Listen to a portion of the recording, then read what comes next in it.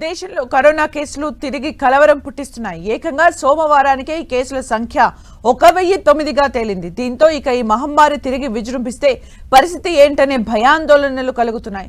తెలుగు రాష్ట్రాలను virus worry ప్రారంభమైంది.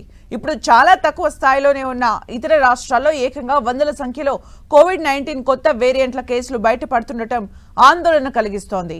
ఈ క్రమంలో మహారాష్ట్రలో కొత్తగా 43 కరోనా కేసులు నమోదు కావడం ఆ ఆందోళనని మరింత తీవ్రతరం చేస్తోంది.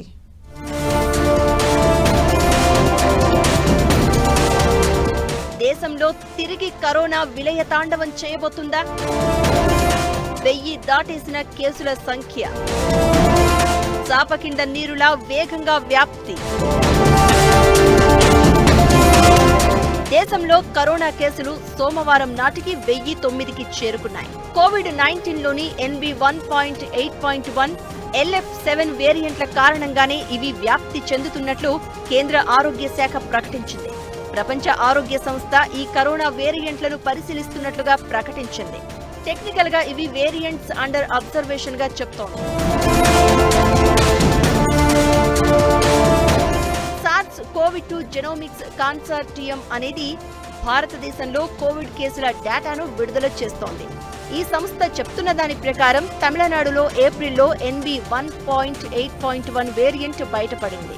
అలానే ఈ తరహా కేసులే 4 గుజరాత్ లో వెలుగు చూశాయి. అయితే దేశం మొత్తంగా చూసినప్పుడు మాత్రం టెస్ట్ చేసిన శాంపిల్స్ లో 53% కేసులు JN1 వేరియంట్ వైరస్ తో ఉన్నట్లు చెప్తున్నారు.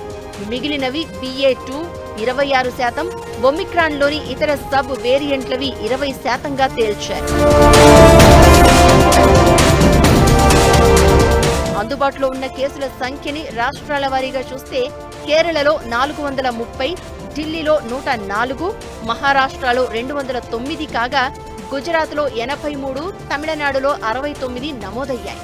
కర్ణాటకలో 47, పశ్చిమ బెంగాల్లో 12, ఉత్తరప్రదేశ్లో 15, రాజస్థాన్లో 13 కేసులు రాగా ఆంధ్రప్రదేశ్లో 4, హర్యానాలో 9, తెలంగాణలో 1 కేసు బయటపడ్డాయి.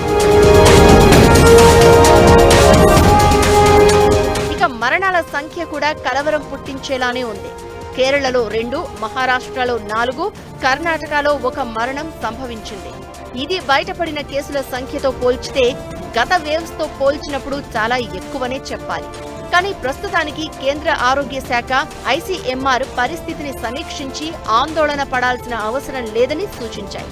కోవిడ్ వ్యాప్తి నేపథ్యంలో ప్రజలు జాగ్రత్తగా ఉండాలని, సామాజిక దూరాన్ని పాటిస్తూ మాస్కులు ధరిస్తూ జాగ్రత్తలు తీసుకోవాలని ఆరోగ్య నిపుణులు సూచిస్తున్నారు.